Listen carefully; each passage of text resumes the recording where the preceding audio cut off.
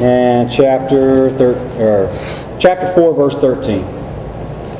But I would not have you be ignorant, brethren, concerning them which are asleep, that ye sorrow not, even as others which have no hope. For if we believe that Jesus died and rose again, even so them also which sleep in Jesus will God bring with him. For this we say unto you by the word of the Lord, that we which are alive and remain unto the coming of the Lord shall not prevent them which are asleep. Which is to say that if you happen to be alive on the earth at the time of Christ's second coming, you are not going to be given your glorified body ahead of the dead saints that have gone on before you. That's what verse 15 is saying. 16, for the Lord himself shall descend from heaven with a shout, with the voice of the archangel, and with the trump of God, and the dead in Christ shall rise first. There's that last trump we were looking for from over there in 1 Corinthians. The dead in Christ shall rise first. Then we which are alive and remain shall be caught up together with them in the clouds to meet the Lord in the air, and so shall we ever be with the Lord. That is the doctrine of the resurrection of the dead. Paul said, if Christ be not risen from the dead, your faith is vain. So if there's no resurrection of the dead, there's no Christianity. There's really no hope. That's what Paul said, if the dead rise not, we are of all men most miserable. Jesus said, I'm not going to take you out of the world. I haven't prayed to take you out of the world. I've prayed that you be victorious in the world.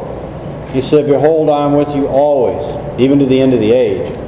So for whatever his own purposes are, he has decided to leave us in this fallen state, but he has promised to be with us in the midst of it. Well, if you're just here in the midst of it, and we ain't seen bad yet, you talk to somebody from, Rwanda or Zimbabwe or someplace where they've had to deal with Pol Pot and the Khmer Rouge or some of these guys. We hadn't seen what bad is yet. And yet, we're told to endure all hardship. And there is a promise given. The promise is the resurrection of the dead. Paul said, if by any means I might obtain to the resurrection of the dead. And it says over in Hebrews 11, which is the faith chapter, it talks about, women receive their dead raised back to life, and people put up with all manner of things. But it says they did it to obtain a better resurrection. My sound guy is also an ambulance driver, so if you hear a little something, it's okay. So you could obtain a better resurrection. If you follow that in Hebrews 11, you can make a really good argument for saying that the more you suffer on behalf of Christ, the better resurrection you'll have. What's that look like? It talks about jewels in your crown based on how you lived your life and what you did. So there is certainly an order in heaven. But for all Christians, that is the promise. It says that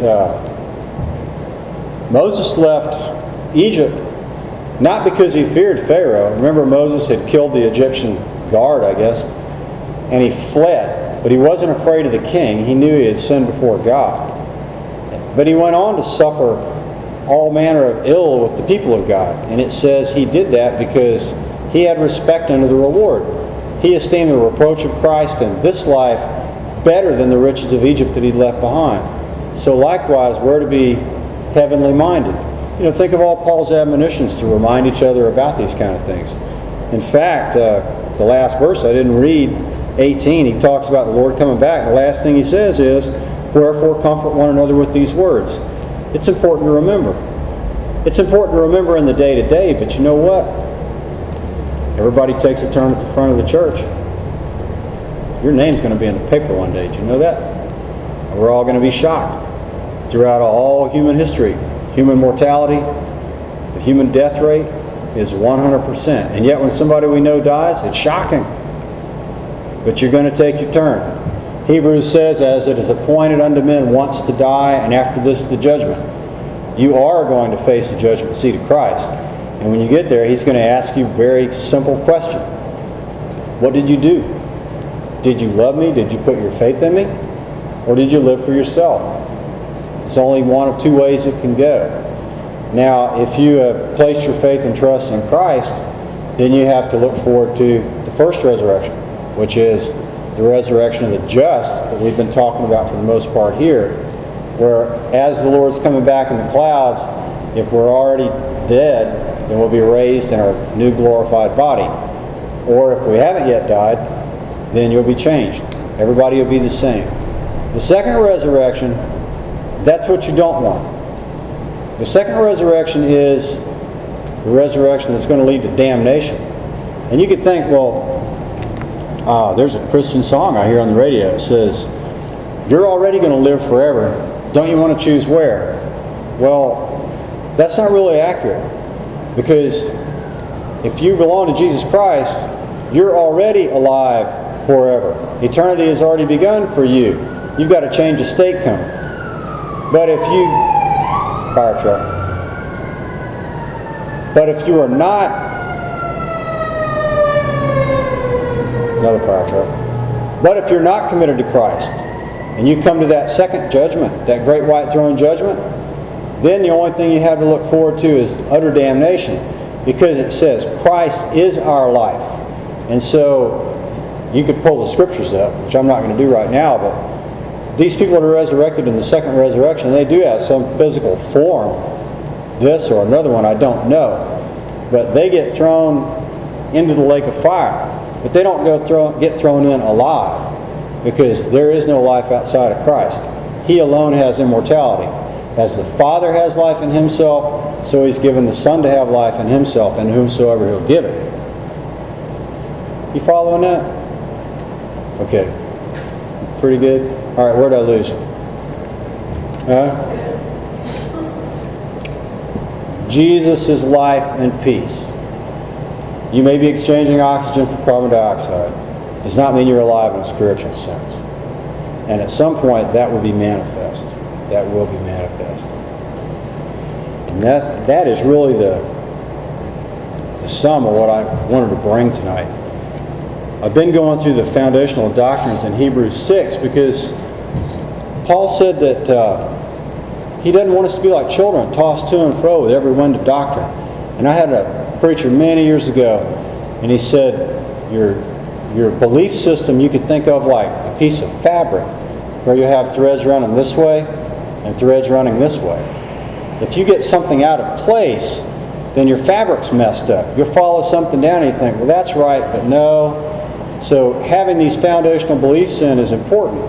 It was important to Paul, and he got on, was it the Galatians? He said, I wanted to feed you meat, but you weren't ready, because in order to do that, I'd have to compare the spiritual with the spiritual, and I can't do that yet. You don't even have the basics right.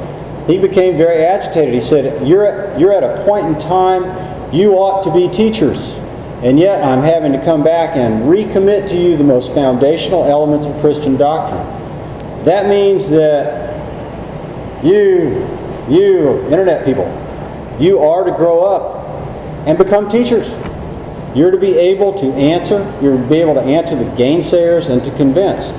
Like Paul said to Timothy, to be ready in season, out of season, always ready to bring the word of hope of life. Look, it's a dying world, and you know, I'm not the brightest guy I know, but I read the news.